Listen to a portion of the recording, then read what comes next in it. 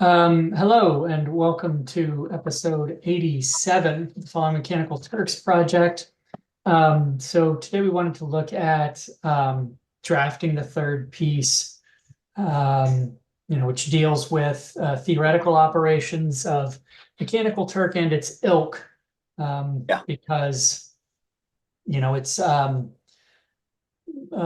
flowed into other kinds of human machine collaborations, including increasingly LLMs, Chat GPT and its ilk, where these are always sort of at the border of this discourse anyway, because Mechanical Turk is predicated on the notion of labor that still makes sense for humans to do because it's either cheaper or easier or faster or in some way advantageous for humans to do it rather than machines. And as we talked about, a lot of that labor was doing things like training machine learning systems, right? So the reason why you're circling all the dogs and the pictures you're seeing is so that you get a training set, so that a machine can ultimately do that.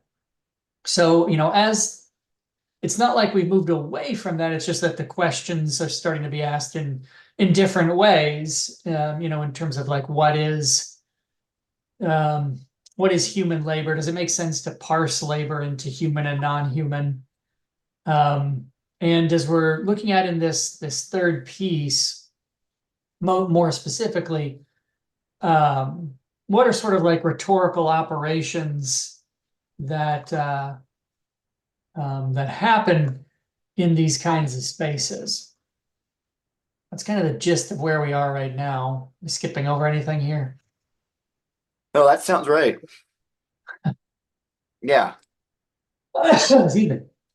Um, so like you're looking at the piece itself. Just gonna share my screen. As we touched upon, we have an outline, and one of the difficulties of this piece, the previous pieces as well, but this piece kind of bears the legacy of the previous ones in being sort of a collected spot for the remainders of things we weren't Right. able to investigate. So in this piece, we've been kind of trying to figure out, what is in all of this rich milieu, what is it that this piece is going to do? So we've been looking at this piece as examining, it's still, at least as of our sort of most recent discussions, it's hovering around this question of like, well, how can rhetoric contribute to this discourse that's addressing artificial intelligence, right? Yeah. And so one of the things we've examined is the sort of tacit pejorative of the qualifier artificial, Yeah. that in a sense it's sort of potentially both too technocratic and too humanistic, in that artificiality for the technocrat is potentially this sort of like hobgoblin to be eliminated, right? Right. Whereas for the humanist, it's this sort of platonic division of, well, it can never be us. And we certainly have a lot of pieces we can point to in this discourse that are taking different positions here, right? Yeah. So potentially what uh, rhetoric can contribute, and we were picking up things like Tenon's literary theory for robots, which positions um, intelligence as always necessarily artificial. It's all, it's the language it uses, that it's always this kind of built construction, which for us is a useful entry. That book is useful as kind of part of the discourse we want to have. It moves explicitly historically, right? I mean, it calls Yeah. itself a work of history. Ours is potentially a work of rhetoric. So what we can do is um, explicate how artifice isn't something that is pejorative for us, right? Yeah. So for rhetoric, our advantages are that we are fine with artifice, and our discipline is language based, right? And this is an area, LLM language is right there in the name, that does lean into language, which for our project is really interesting because it deals with readability, right? This notion of language being a key thing, and perhaps to an extent, broader than simply textual language or even spoken language, is symbolic communication, right? So there are notions of readability that aren't strictly based on the written word, right? We looked in the previous piece, or maybe it was actually even the first piece, where situations were readable, right? Things like, how damaged is this car, invites a kind of readability, because it's like you have to make this sort of judgment of, is this car totaled or not, right? So, for us, what we bring to the table here in these conversations about artificial intelligence, are, a kind of expertise with language and language acts, discursive acts, and a way to potentially not resolve the artificial binary of, is it good, is it bad, but maybe to negate it, where it's like, well, even if you're able to finally answer the question of, is this artificial intelligence or is it not, that essentialist question doesn't really probably get you what it is that you want. It's not, they, whatever the answer is, it's not helpful in terms of the myriad technical and political and social problems or questions around AI. Yeah, and I mean, I don't want to straw man that, because there is a utility to defining something as something, right? I mean, this comes up a lot in rhetoric, where it's like, once you label the war on drugs a war, that's it, right? I mean, that's something you see a lot in Plato's dialogues, where it's like, once you agree to the terms, it's over. The rest of it is just the unfolding of it. So it's like, I don't, it's not like we're saying it's useless to define something, right? I mean, this happens all over the place, where it's like, what you call abortion, once you define it as X, that's it, Or the other day, I was talking to someone about whether something is or isn't a cult. And, simmering underneath that was like, well, what would it get you if you answered it? Would you dust your hands and say, well, that's sorted out, well, it is or it isn't? It's like, that's not really why you're asking this. You're asking this because you want to use it as a cudgel. Once something is a cult, then you can blame people for their, attachment to it. You can isolate it, right? It's like, this also is another case where it's not like it's, the psychological secret answer. It's an acknowledgement that definition is a means to an end, right? Why do you care whether you call, this thing intelligence or not? It's not really, at least in terms of function, because you just want to have it fixed in place. It's because you want to use that definition to separate yourself from the machine or the converse or whatever. Right. But anyway, I mean, I bring it up because we don't want to position that discourse as useless, but maybe, within the realm of rhetoric, it's like, it's not the end you position it as, Right. And that's one of the useful things about rhetoric, is everything can be a premise or a conclusion. It's something I talk to students about, where it's like, here's a statement. Is this a premise or is it a conclusion? And it's like, it obviously could be either. Right. And that can be useful. It's like, not to get on too far of a tangent, but it's like, this comes up in places like why we invaded Iraq. It's like, the left seemed to see, oh, well, there are weapons of mass destruction there as a conclusion. So it's like, um, uh, or excuse me, as a premise, it's like, if this is the case, then we invade. So they were seeing a kind of causal chain of there are weapons of mass destruction, so therefore we invade. And therefore, when it was revealed, nah, there never were. It was always BS. They Right. saw that as like this shocking smoking gun moment. It's like, well, therefore, you can't do the conclusion of invasion. That was on faulty premises. What they failed to acknowledge is that was never a conclusion. That was the premise. We're invading. Yeah. Premise given. Yeah.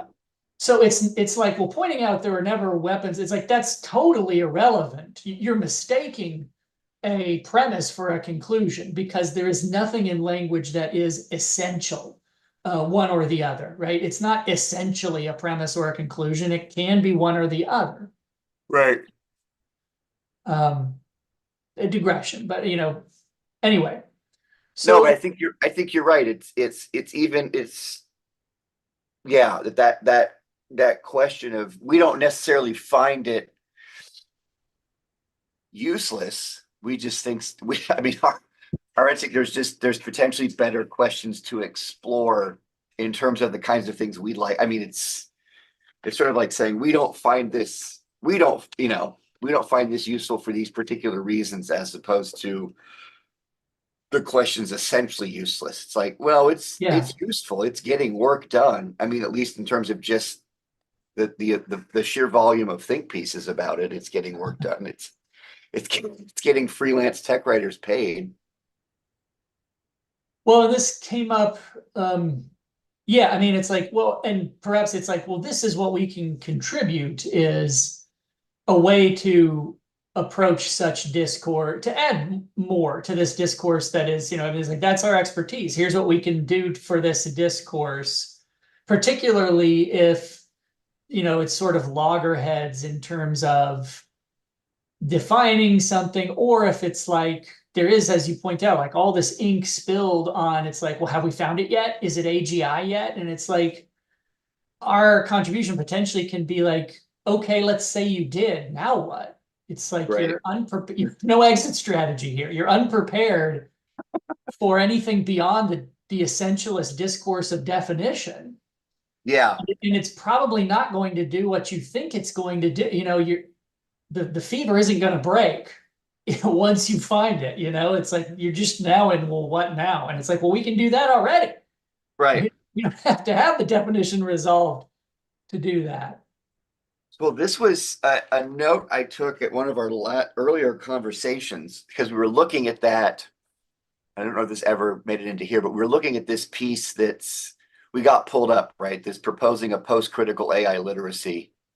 It's a bullet point on those notes, but it was a kind of argument not against transparency, but the limits of transparency as this kind of apolitical solution. Yeah. Um, What's called and XAI, right? Explainable AI. right, and my note here is what's the possible move from the current focus on transparency back to what we've called readability?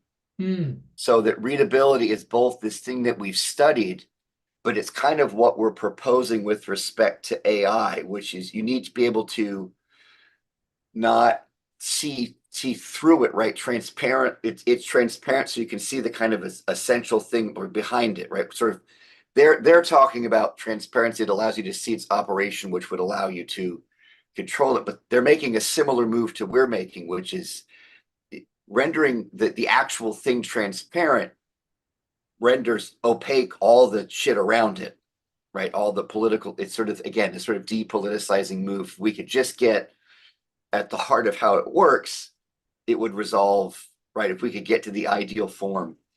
And so Right. making readability then is both this thing that we have up until this point kind of been studying, right? It was our way in. But does rhetoric then offer a way of reading the artifice in different ways so that rather than sort of, this sort of engaging AI in terms of transparency, you engage AI as this complex task of readability. Yeah.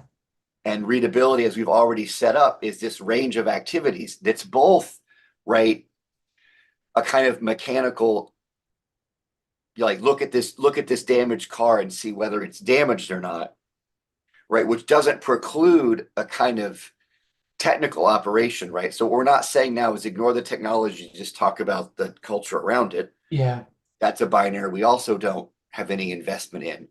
So readability then seems like a broad term that can both get at what something like transparency wants, which is understand how the thing is legible mechanically, but also readability in terms of the broader context or artifice in which it's.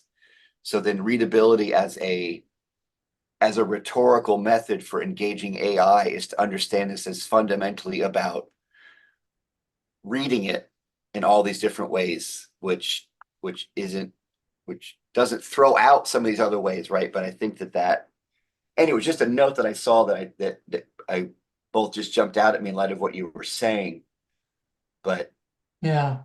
right, sort of rhetorical reading, whatever we might mean by that, as opposed to things like transparency or I don't know, but Yeah. Well, I mean, it does give us a way to triangulate an existing discourse because, like that piece and the notion of XAI, yeah, of explainability of AI, and there was just a journalistic piece. Geez, I hope I put a pin in this that just came out probably within the last week or so about auditing the operations of LLMs.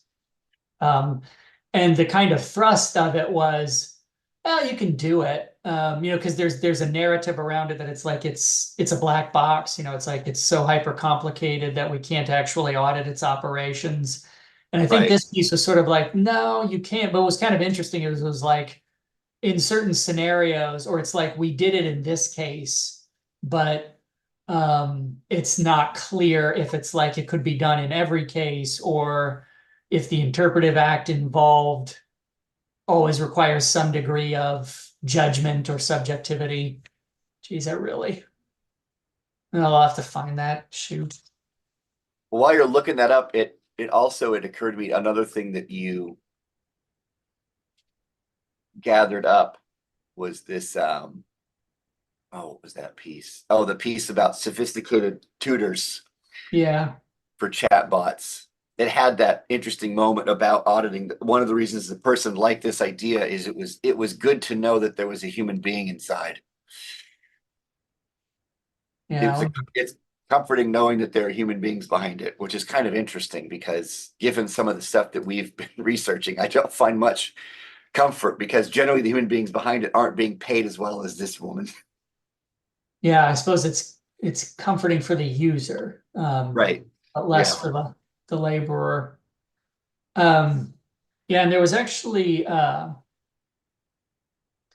also is kind of interesting because I've been seeing some pieces about trustworthiness. Like, there's potentially a kind of tipping point where people, particularly younger people, trust the information of a machine more than a human. If a robot says this is the Right. case, people may trust the factworthiness of that more than if a person told them that. Kind of interesting. I was just talking to another faculty member, and he said, according to his family, he doesn't believe anything unless it's on a podcast, which was kind of interesting. Yeah, that hits close to home. It's possible that, like, and we do have uh, sort of saved, bookmarked an article about persuasion. Let me pull that one up, in Oh fact. yeah. Um, let's see, because that is on. So, as we'll get to, we are kind of organizing these things into what we're calling sort of like case studies driven by rhetorical acts. We obviously have way more stuff than we'll get into, but there's a persuasion link about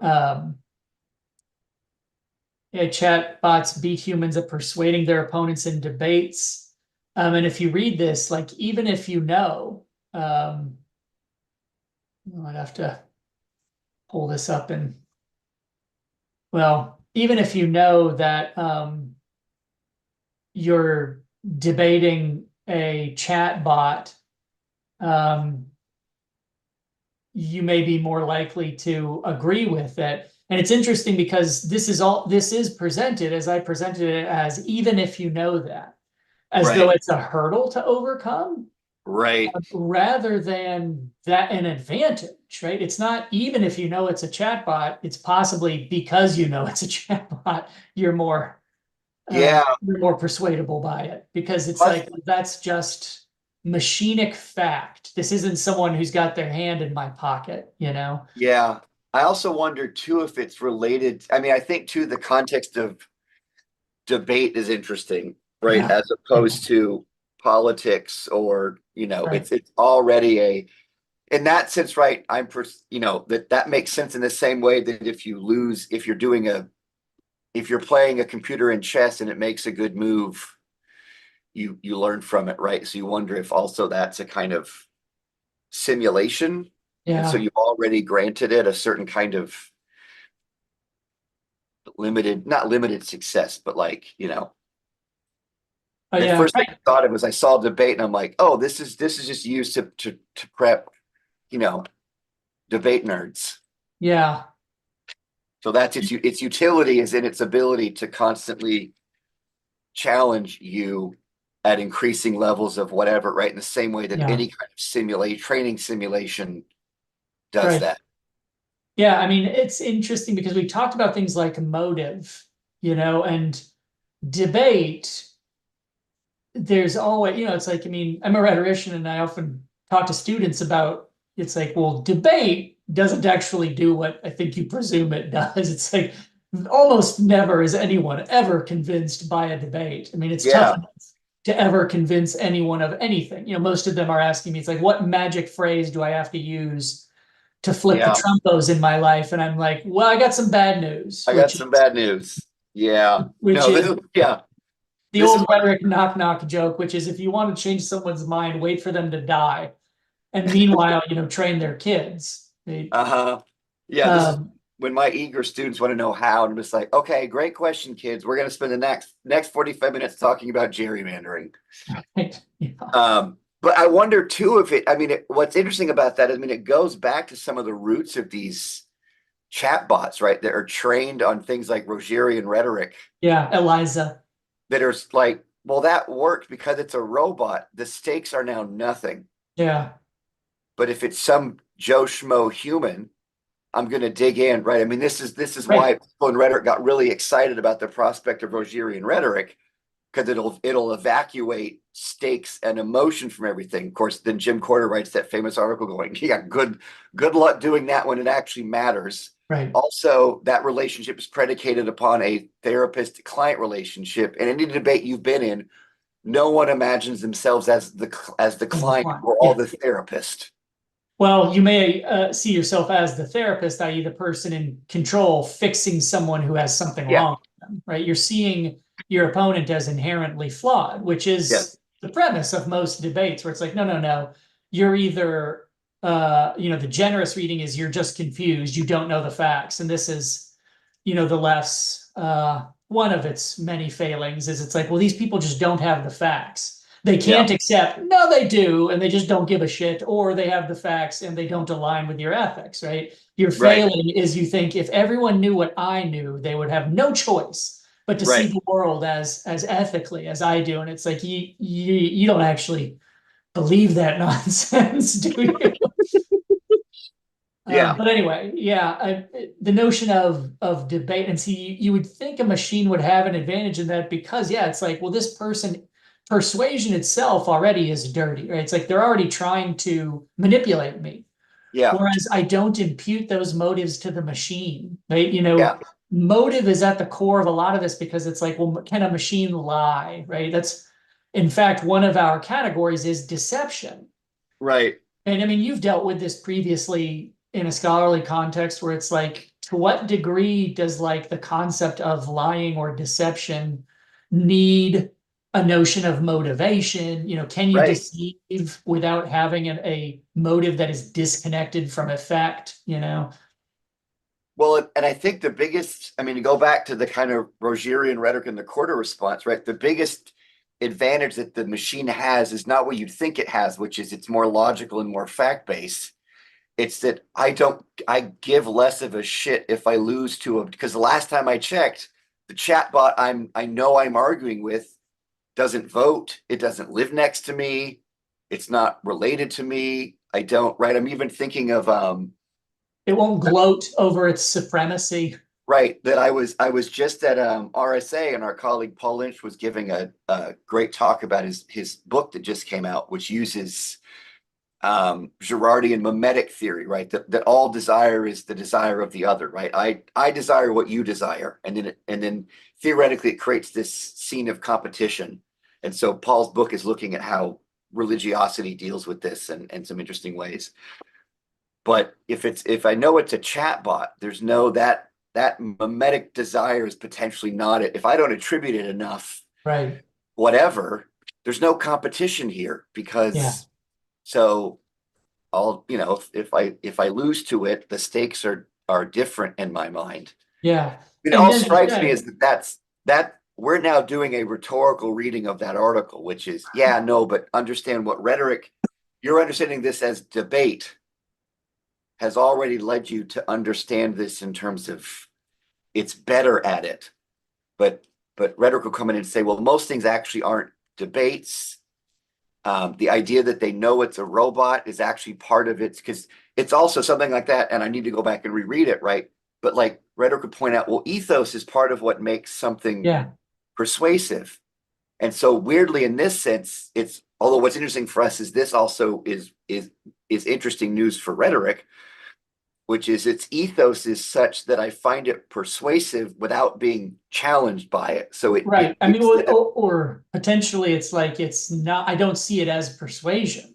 I right. mean, That's as right. you alluded to earlier, it's like I don't see it as the same kind of thing as me arguing with someone else. Yeah, yeah, In a sense, it may be sort of like this pure disoi where it's like, no, it's just pointing out other things and it's yeah. helping It's me see my own thought, you know? it reminds me of that the great line in the Gorgias where Plato, who knows that his audience knows Gorgias, and so he can't make Gorgias say whatever, right? Socrates makes these great points, and Gorgias goes, "Apparently, Yeah, Socrates," right. Yeah. which is kind of, I think, similar to this. Sure, chatbot, whatever. I mean, it doesn't matter. It doesn't matter to me. Great point, I guess. If that's whatever Yeah. floats your boat. But yeah, I'm not going to go out and start living my life differently, Socrates, because you've made a logically coherent argument. I don't care. So Yeah. you win, I guess. Well, I'm going so to get a that's, giant gold statue of myself made. well, I mean, Plato did win. It's hard to, That's it's hard to right. argue that. I mean, Damn it. when I talk to, I say like us in philosophy, we have a lot of the same characters, but like the heroes and villains kind of switch places. And I'm like, but Plato did, i.e., Western civilization, Plato did win. It's just, Yeah. But he won. So the fact that he won means that we actually won because our whole point is it's about winning. yeah, Plato won. It doesn't mean he's right, which is sort of correct. why Yeah. he doesn't like the sophists. You're not wrong, Plato. You're just an asshole, which is true. Which is, yeah. That now I got to go rewatch The Big Lebowski as it's just another platonic dialogue. You're not Let's, wrong, Plato. You're just God. I gotta find it. We gotta find an excuse to write an article wherein the title is "You're not wrong, Plato. You're just an asshole." yeah, I might already be, the gist of that might already be written. I don't know. I think the gist of that is everything I've written. Oops, shoot. Um, so anywho, I mean, like that's what the outline, which isn't complete. I mean, it gets us to the point of, well, to this point where, like as we say here, excuse me, What we've learned previously in MTurk about issues of readability and potentially questions of the taskcape as well, because context also is relevant here. I mean, there's a sense in which that article about like debate, it's not super surprising. It's like, here are the rules of a game. Here is a device that we spent decades developing in response to those rules. Uh-huh. And now see how you do playing against it, right? I mean, Yeah. it's like it's a similar. It reminds me of I think it was Watson that was on Jeopardy, right? Yeah. And it was like, oh, holy cow, it won Jeopardy. And it's like, well, yeah. I mean, it's like, it's basically just a search engine. Yes, if you want a rapid fact in response to a prompt, it's not surprising in the slightest that Uh-huh. a device that has been, it's almost like saying, if you took it to a math competition, this computer beat this guy at math. And it's like, well, yeah, it's like this is a device that has been crafted for that since Right. its inception. What are you talking about? Roomba better than guy using hands to clean apartment. Yeah, yeah. I mean, it's like this has been purpose 'Cause- built for it. yeah. And it doesn't have anything else to do during the day. Well, and as has been pointed out, and this still comes up a lot in discourse about AI, is, sometimes the language around this differs, but sometimes it's referred to as like it's brittle, by which it means under very controlled circumstances, it's capable of astonishing things. But outside of those circumstances, it fails in ways that are to us very surprising, right? Yeah. So, the example that's making the rounds right now, have you heard about the glue pizza thing? No. Even my daughter in fourth grade has mentioned this. I'm not pointing that out as a failing to you, but something And that's been it felt like a burn.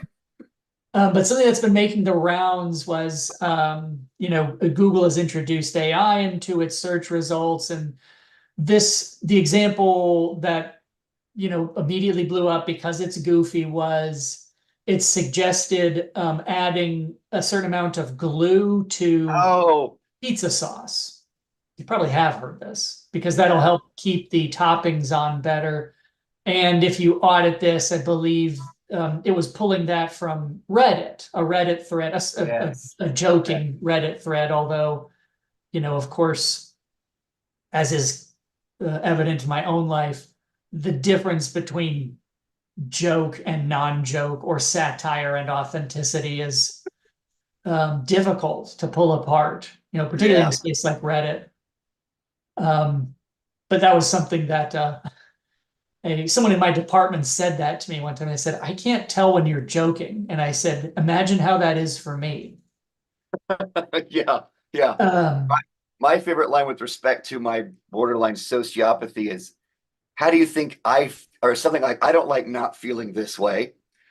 But no, but it struck me, I was going to jump in, right? That only works under the right circumstances is the artifice argument. yes, right. Like I was just writing this piece about, and there's about aesthetics, and this French theorist says that, right, well, politics as aesthetics is not the dressing of politics, but it's how you distribute the sensible, right? So what things are known and unknown, you care. Anyway, long story short, right, I used as an opening, because I try to be incessantly clever, right? The tagline to Alien is, in space, no one can hear you scream. It's actually it's actually scarier than that, which is, in space, there's no such thing as screaming. Right. Yeah.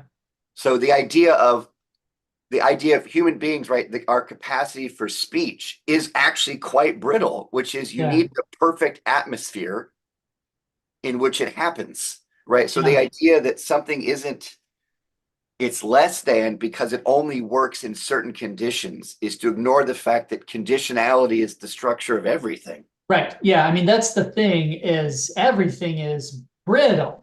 What we see is this kind of potential clash of conditions, right? Where it's Right. like, Because what we see when it says we'll put glue on pizza, one way to describe this is like the illusion is shattered, and maybe an appropriate way given our, the original Turk is invested in illusion in certain ways where it's like, Right. oh, but I thought you were a person but smarter, right? Where it's like, it breaks in ways that are unexpected from our context. Our context would say, well, you were just doing really impressive stuff. How could you then say glue makes sense on a pizza? Whereas, like, but in its contextual framework, that's fine. I mean, it's like Uh-huh.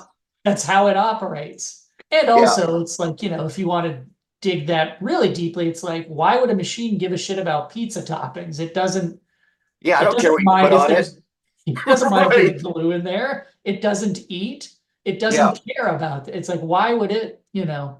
But there's ton, I mean, even in terms of expertise, like, the whole concept of stay in your lane. Hmm. Like, how can Neil deGrasse be so smart about physics that as soon as he starts talking about movies, he sounds like a freshman in a film theory class? That couldn't work. That's not how movies work, guy. Like, that's, you stupid. The planet's not spinning the right way. Fuck off. Or that thing I sent you the other day, right? Didn't I send that to the chat about he had a tweet that was like, I think you'll find most military conflicts are caused by disagreement. And it's like the first comment was like, science man points out conflict is driven by disagreement. It's like, Right. Yeah, yeah, yeah, yeah. what do it's posed that this is kind of like key insight. And it's like, yeah, Yes. right. Yeah, it is. Almost all conflict in the history of the world came about because opposing sides believe different things to be true. Breaking news: Science Man suggests conflicts are ultimately caused by disagreement. Yeah, Like, that's he's suggesting putting glue on pizza, yeah. And which doesn't make him dumb. It just means he's moved out of it. He doesn't, yeah, I mean, the generous reading is he doesn't, I mean, even the generous reading is a burn. He doesn't know there's such a thing as political science. yes. Yeah. I mean, he's out of Donnie, he's out of his element where, and this is an issue, and this comes up a lot where it's like competence in a certain domain doesn't necessarily afford you competence in another, but it is often used as such, right? Well, it's like, well, this tech guy is so smart in tech. Clearly, he knows about how a country should be run, Right, right? because smartness is an innate, onboard, Yes, unartificial facility that's transferable across all domains. it's a platonic. Well, this comes up in literary theory for robots, right? Different notions of what intelligence is, and he calls it, I believe, the platonic notion Yeah, of intelligence, where he's talking about Aristotle. He's like, is it like a quality? You are smart? In which case, well, yeah, it would probably cross boundaries. Or is it this kind of act? Is it a deployed effect, which I yeah, think he calls Aristotelian. yeah, Um, but anyway, yeah. I mean, and we see that writ large in a lot of scenarios where it's like, I mean, we're in academia where the constant perpetual poison is we're going to run this thing like a business. And it's like, but it's not a fucking business. no, yeah. And, I don't dispute your competence in, running dollar stores, Although but I suspect you don't have that either. well, I mean, if the judgment is a fact, you seem to have made money doing it. Often Yeah, there is hidden information, like as Mitt Romney said, I just took out a small $1 million loan from my father, which he did say. It's like, well, Jesus Christ, sir.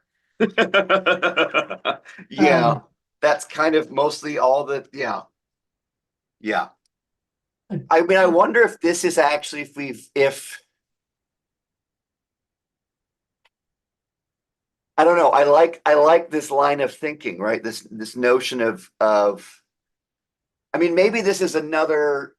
Maybe what we're branching out is we stick with the artifice, like reading the artifice, and then what that allows us to do is engaging artifice as artifice allows us to connect these problems of intelligence to all these other context. context. And so maybe one of those examples is, is science man understands something about politics.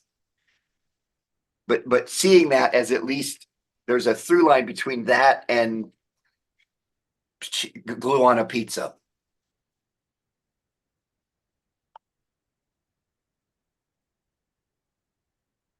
Yeah, yeah, that like if and this is part of the discourse that, AI. And was that in the piece? Let's see, AI is a false god. Let me see, was that in this one?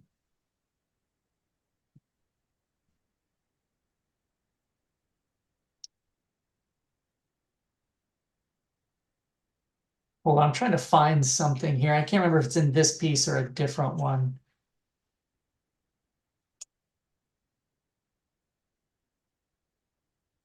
I think it's a different one. That, part of that discourse is the brittleness of AI, that it only works in particular controlled conditions. But I mean, what we can explicate is, but that's the case with potentially every act of intelligence. It's that it only happens in situated conditions. Well, and I think that also helps. I think I think we're pretty firm on this, but early on we were worried that we were sort of right. I mean, the idea that opponents of AI use the term artifice as a critique, but I think we were also interested in the fact that it appears as if a lot of proponents of AI, or at least people working on it, are also embarrassed, not embarrassed, but want to transcend artifice. And we saw that a lot in pieces about regression. Yeah, But I'm also wondering if this is also another place where that's a tell. yeah, They would rather, right, not they see this as a problem. Whereas for us, it's like this is how it's always gonna yeah, it's always going to function within a particular setting, and that's the thing that you've got to, you know, maintain or tweak or that kind of thing.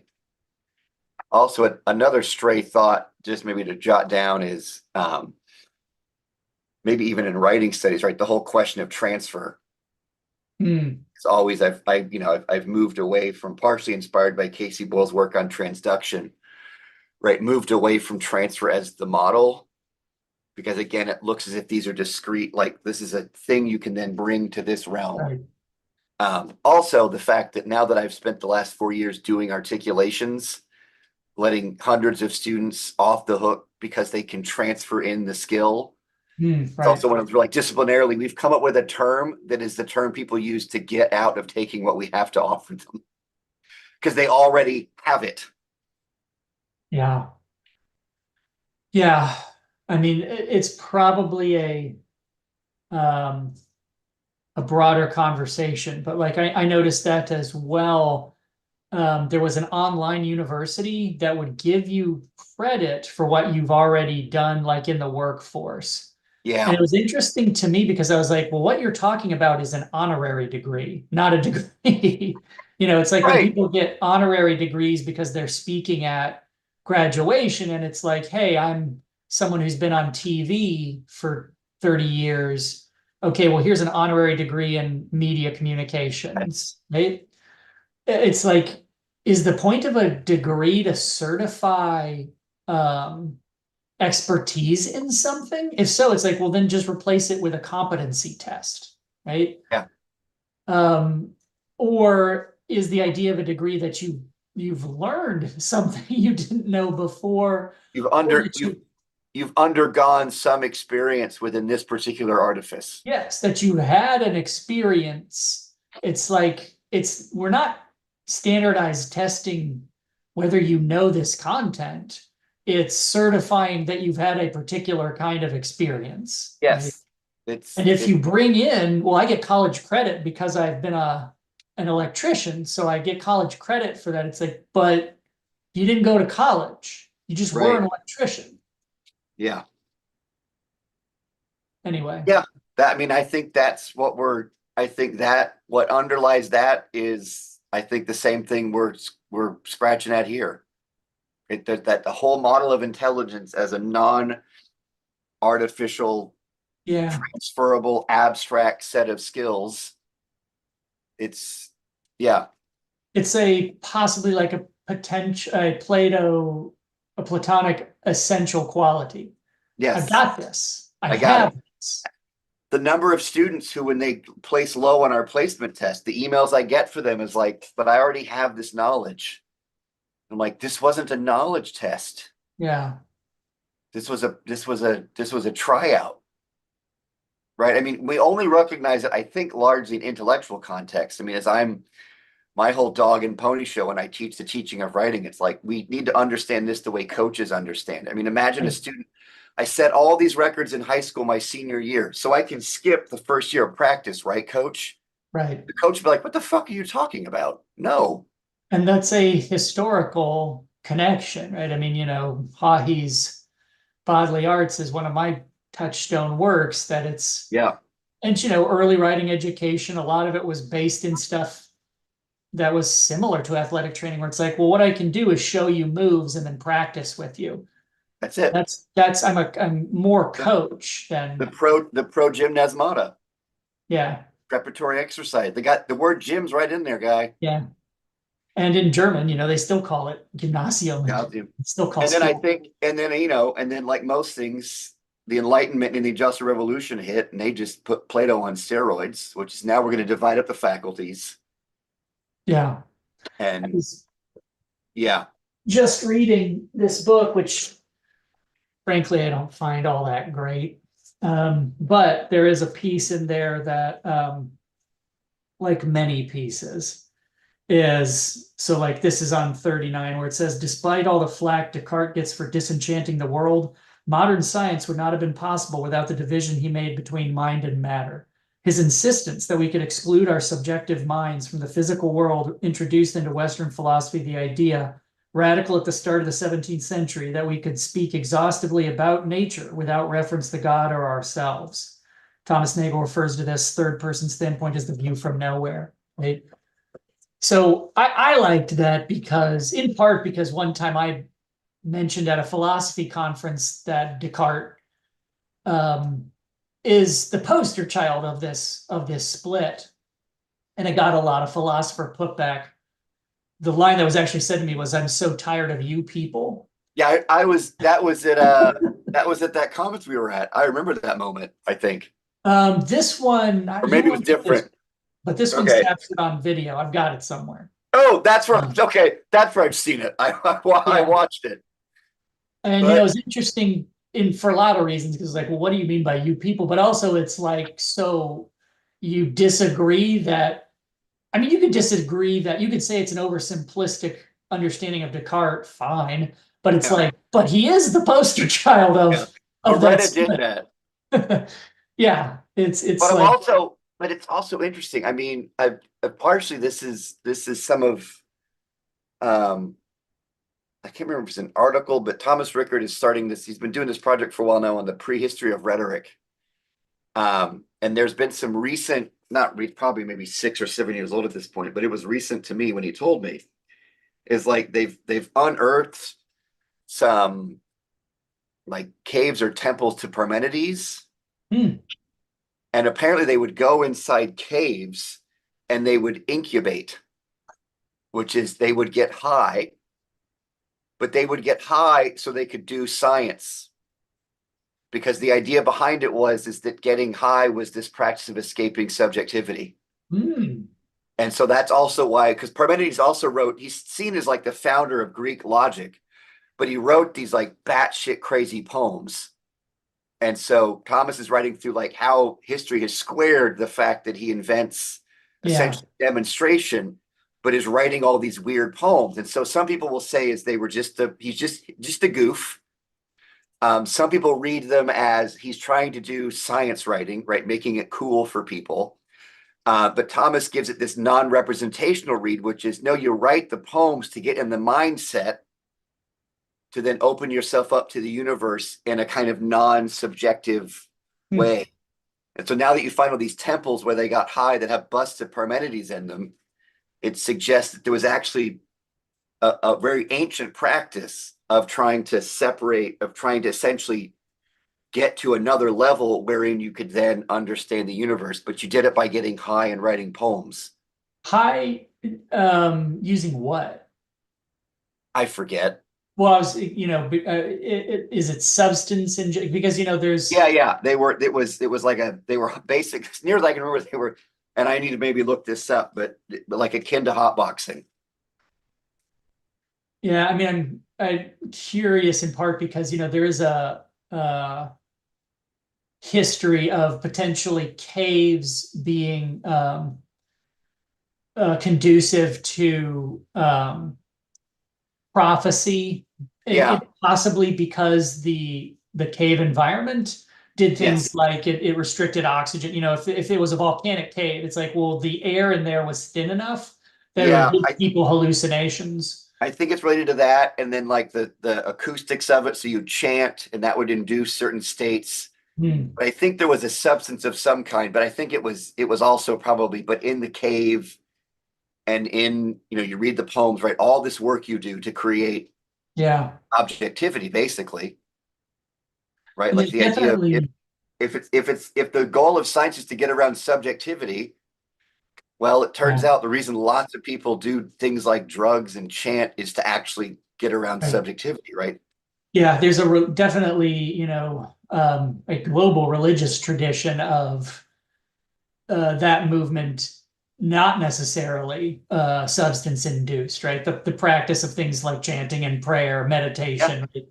Potentially the driving force there is to escape the self in some capacity.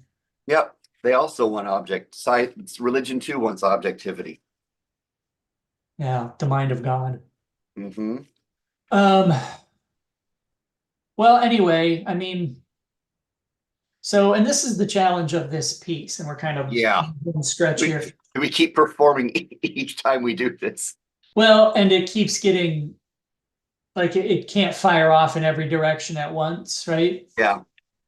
So the question will be like what gets in there, and in terms of like what we're doing, the outline is driving toward this reading of these kind of, I think we kind of quailed at calling them exactly case studies because that suggests like looking at a scenario, like like here is this AI in this situation. It's like, but that's less what we're doing. We're looking at these kind of like themes, Yeah. and we're still struggling with like what are those themes. They've kind of been organized into these acts that we can see as these kind of, I don't know, higher order rhetorical acts like deception, right? But also things like, collaboration and conflict and persuasion. And, as it's set up, yeah, case examples in our notes organized into thematic rhetorical acts, go through the Yeah. archetypes and explicate the artifice, discuss how it can be approached through addressivity. Not sure exactly what we meant there. We think that productive rhetorical engagements with AI, either as proponents or opponents, are ones that tacitly and tactically engage the artifice, um, which perhaps we can frame as taskscape, right? If we Yeah. want to kind of draw a line, through the project, right, we can potentially pull those Yeah. concepts of taskscape and readability from the, first and second. That original move, right? That's the theory of the taskgate that in Mechanical Turk says itself helped us build. Yeah. To kind of nod back to right, how is Amazon's Mechanical Turk service doing theory? Well, and so this will be, and this is something, we don't have to resolve this right now, but this is also something I'm dealing with in another project, which is, when you're doing this, when it's like, okay, well, let's look at these and see what comes out. Why, right? Why are you doing this? By which I mean, in the other project, and it took a while for us to understand why we were doing what we were doing, because it was a similar sort of like reading of particular cultural products. That's the gist of it. It's like, object analysis, right? Yeah, yeah, yeah, And so it's like, but why? And like in one of the reviewers, I think their position was like, is this an existing framework you're bringing to these and then revealing more about them through this framework? yeah, Because I don't really have a whole, and I think this was an astute observation, is like I don't really have a sense of the framework as a whole in advance. So when you're doing this, I'm sort of like unclear where it's going. yeah, And what my author and I, co-author and I realize, it's like, oh, we're not applying a pre-existing framework to these objects to learn more about the objects, because who cares about those right, objects? It's yeah, like, okay, so now I know a little bit more about this, but who cares? It's like what we're actually doing is by reading these objects, we are finding elements of, we're moving inductively. We're yeah, discovering elements of an explanatory mode by looking at this, right? yeah, Similarly to if you have a bunch of things on a table and you push this one off and it falls, and you push this one off and it falls, you move inductively to, well, what's making those things fall, right? There's got to be right, some explanatory framework, i.e., probably gravity, that like explains what's going on there. It's like, well, that's what we're doing. Or it's like, if you look at this object, here's what it shows you. If you look at this object, here's what it shows you. What's the coherent thing that, so what we're doing essentially is generating an explanatory theory. We didn't use that language because what if you say we're making a theory, it bothers people.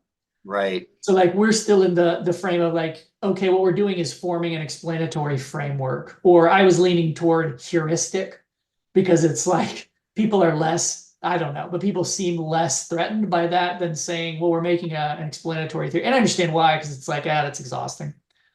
But it's like what it revealed to me is, what are we doing with this? It's like, is in looking at this, is it showing us something new, or is it proving something that we're laying out in the first moves of this piece, right? I mean, if what we're laying out is the argument that rhetoric has a way to contribute to this, that sidesteps some of the problems of the existing discourse, and like as evidence here. I mean, is that what these are?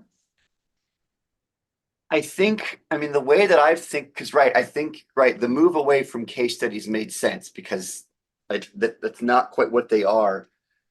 There's a sense in which these are, or what's the analogy I want to use, right? That they're more like an apparatus on which we're gonna, they are,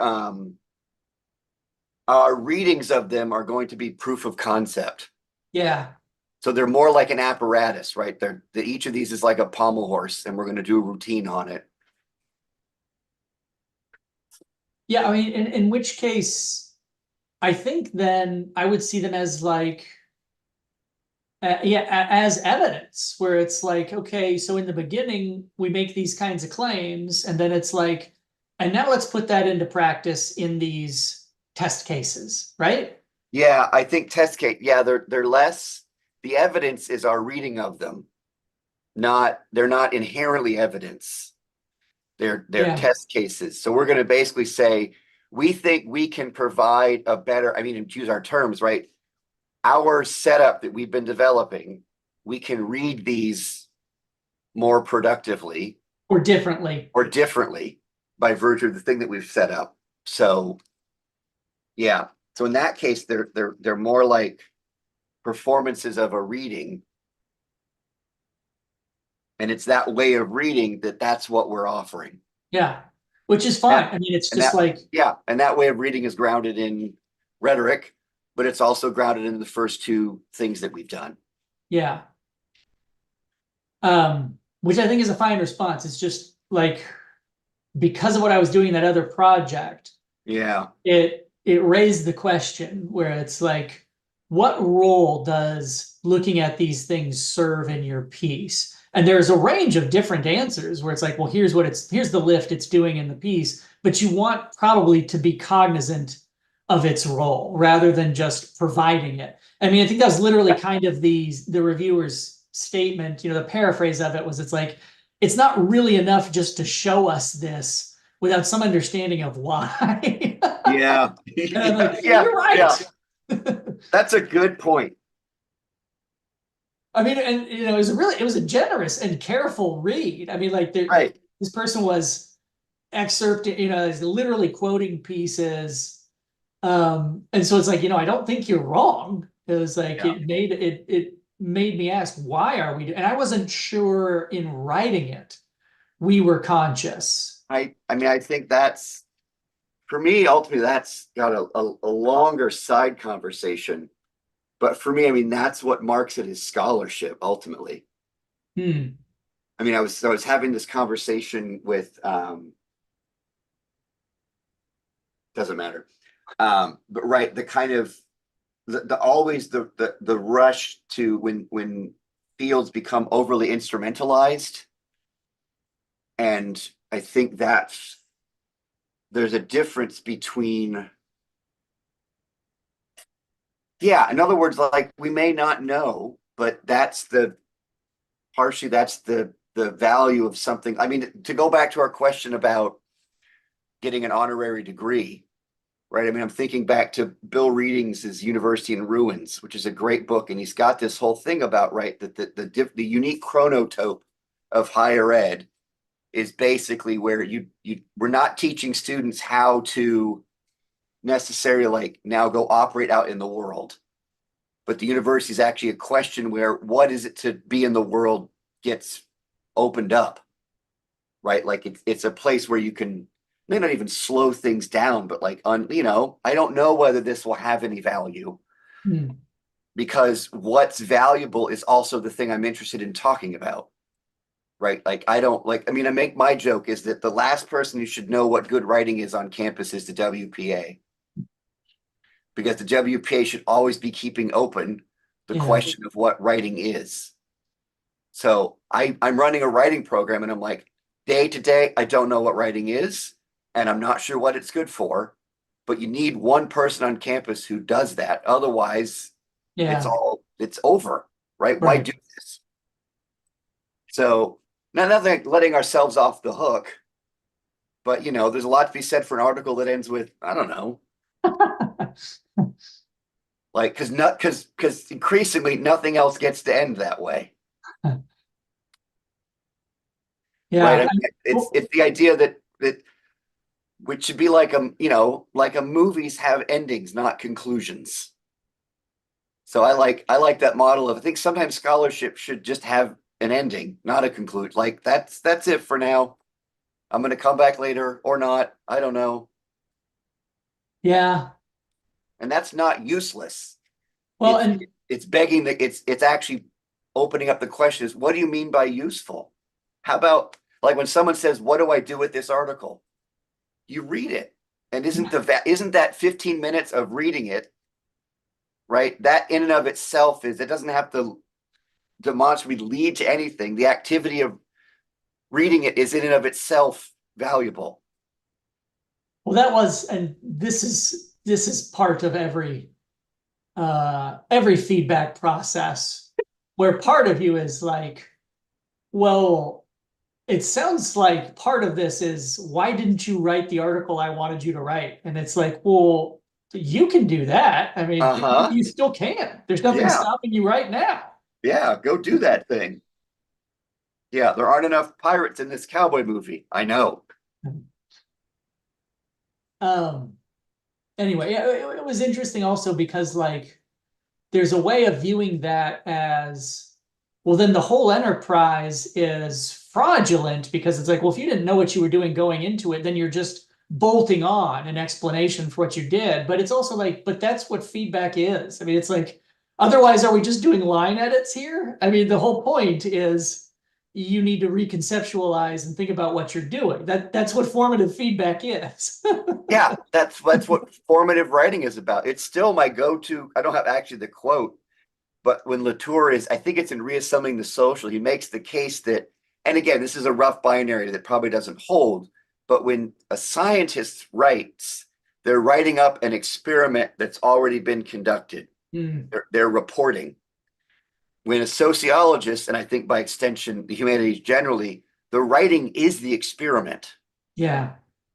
So I can't, right? When a scientist is writing, they already know how it worked out because they got the guinea pig guts in front of them. So the idea that a humanist would start writing without knowing whether, well, of course, I don't know what the results of this experiment is going to be. I'm not writing something up that already exists, Yeah. and now I'm sharing it with you. But here's the counter argument to that, which is once you're done, and see, this is why I have no problem with, in a sense, retroactively applying the framework, which is like, now that we have a draft, we can figure out what did you Yeah, do? And one of the benefits of writing is you are allowed to, in a sense, kind of go back and then put in the introduction. Oh, yeah, here's what we're yeah. going to do, because No, it's like now that we've done, I mean, this is what my co-author was pointing out. And she even put this in our response, how you have to write like a response letter to reviewers. yeah, And ours was like, these are good comments. And we think largely it's a product of our writing process where we didn't know how it was going to end when we started. And, right. in a sense, it's like that's both a very vulnerable, but also just like a very obvious. It's like, well, I mean, if you're a writing teacher telling people that writing is epistemological, of course you don't know how it's going to end. That's Right. that's the point. But the advantage of writing is it's like now that you are not finished, but at a moment of reflection, Yeah, you yeah, can then do the possibly, I mean, it's known in scholarship that it's like, it's always a lie because everything's being presented as this, well, we had a recipe in mind, we did the recipe, and here are the results of the recipe, when in fact the production process yeah. is nothing like that, right? And But that's there's still, a, what's yeah. that? No, but it's a useful, I can retroactively claim I knew what I was doing because I did do it. Or what the piece does, right? Yeah, It's like yeah, I didn't know in advance. yeah, It is interesting because as you point out, the sciences, you can make the claim that it's like, well, if you're scatting and bebopping during the writing up, it's unethical because what you're doing is poor experiment design, you're cherry picking. It's like, well, you can't revise your hypothesis while right. you're in there. It's like that's unethical. Whereas in other disciplines, it's like, nah, that's fine. It's like, Yeah, we'll fix it in post. yeah, I mean, like, I mean, Latour mentioned sociology where it's like, well, no, I didn't really have a hypothesis going into it. I had some notions of questions. Yeah, There's nothing wrong with like, oh, I think this is what I'm seeing, and I need to make some changes based on that, right? yeah. Because yeah, I think your point is like it's I'm having the experiment while I write. That doesn't mean I turn in the first draft. Yeah, I still have to think if the results of that experiment are useful or right. It might mean like a lot of us have large chunks of drafts that just don't go anywhere. yeah, Tens of thousands of words that are just unpublishable because they were failed experiments or yeah, but not a waste because part of the not a process, waste. Right. the the sculpture model where it's like, well, you have to cut away the stuff to reveal what's there. The rest of the marble isn't a waste. It had to be Yeah. removed. Yeah. I've always thought Yeah. of myself as an artist. Well, it's interesting. I was having a related discussion with someone the other day about the gist of it was we're no longer at a place where we need more stuff. And this came out of, we're putting together like this tutorial for faculty.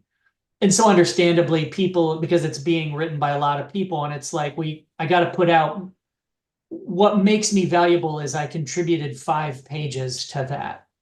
Right. But it's just like more stuff. And it's like, but they have to read this stuff. And it's like, we're not in an era of scarcity, particularly because a lot of No. this stuff was also generated by AI. And I'm like, well, anybody could have pressed the button, man. Yeah. And so it's like we're just not in an era of scarcity where we need more stuff. We're more in an era of abundance where you need someone to clear away the stuff to reveal. It's like, okay, your faculty, here's one paragraph Yeah, for you to take away from this. Because what it is like, here's a curated list of 300 sources. This is literally what we've gotten. It's like, nobody's going to go through that stuff, man. yeah, It's too much stuff. What you need is here's one sentence that's going to be of some utility for you, because when you're overloaded with stuff, what you'll get out of this is nothing. yeah. I think I forget to get the words right, but Casey Boyle refers to this as the humanities janitorial function. Yeah, Yeah, and also that piece I was telling you about that's in this collection about mechanical Turks, the piece that Jim Brown has in there is about it's called rationed expression. And he's thinking about it in relation to social media and the right the sort of capitalist underpinnings of social media that require always more and more stuff. right. So thinking about rationing as a kind of move in that context. It's unreally, Yeah. but it made me think about right that sort of yeah. Well, that's why I was thinking about sculpture, because I was like, we don't need more paintings. There's so you can press a button and get infinite paintings. Yeah. You need a sculptor. You need someone to clear away the shit to reveal something Yeah. rather than make more stuff. I mean, it's not a good analogy, but I was on the spot, you know. I was like, we just don't need more production. We need more Yeah. clarity. More data is not helpful here. Yeah. I mean, it's still, I mean that how long has it been since Lana made those arguments about attention? Yeah. Like that's we don't need ways of I mean, maybe that's in part right. These we need other ways of reading, Mm. other practices of reading that are yeah, And writing that's less focused on generating new material. It's like that's a cheap currency at this point now, man. yeah, yeah. You have already been scooped. All right. Well, geez, Yeah, we didn't do what we wanted to do, which was get practical. no, but I think what we need is at least a kind of, if not an introduction, some sort of opening move that helps us organize these. Then A gambit, as it were. yes, precisely. That then helps set up some of these test cases. Yeah, and I mean, that outline, a lot of it is opening matter, which is first bit is the chess cheating. Yeah, There's some stuff in here that could get cut, but yeah, I really, yeah, like I want to hold on to that, but I'm not sure if it I know I love it, but I'm not sure if it fits. I, I mean, maybe it could be, unintended. yeah. Um, I mean, maybe it works as an aside somewhere or something. We'll have to see. Yeah, it would be a fun footnote, but maybe not the opening sentence. Yeah. No, that's what happens. It's like, oh, I love this thing. And then it turns out, yeah, but that's the part that has to go. And you tell yourself that it's like, I'll put this in something else, but it doesn't work Yeah, out. It never works no, out. that's the old creative writing, Kill your darling. kill your darlings. Yeah. And All I'm right, darling. all I Well, have is you I'll know what? see you in a fortnight, maybe. These things have become sporadic. Yeah. All right, well, see you soon. Yeah, and we need to schedule in some visitors, break up this toxic duo. Uh-huh. Yeah. Okay, we can do that. All right.